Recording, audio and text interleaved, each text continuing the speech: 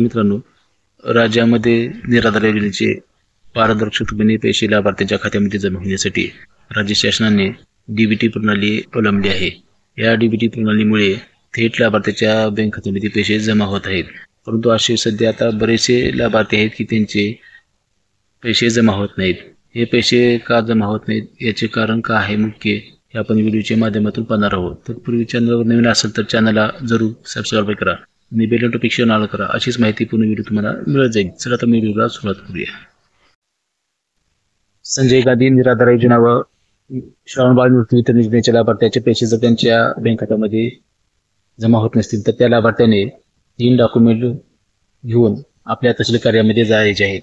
त्यापूर्वी त्यांनी आपले आधार कार्ड मोबाईल लिंक केले पाहिजे व त्यानंतर आपले बँक अकाउंट डीबीटी लिंक आहे का हे तपासा। डीबीटी लिंक नसेल तर डीबीटी लिंक करून घ्या व त्यानंतर बऱ्याच लाभार्थ्यांचे आधार कार्ड अपडेट आलेले आहे, हे अपडेट करणे ही गरजेचे आहे। ही सर्व पूर्ण प्रक्रिया झाल्यानंतर आधार कार्ड अपडेट केलेली पावती व आधार कार्ड, बँक पासबुक व मोबाईल नंबर घेऊन तहसील कार्यालयामध्ये जायचं आहे व तिथे जाऊन OTP व्हेरिफिकेशन करून घ्यायचे आहे। OTP व्हेरिफिकेशन झाल्यानंतर आपले मानधन आपल्या बँक खात्यामध्ये जमा होणार।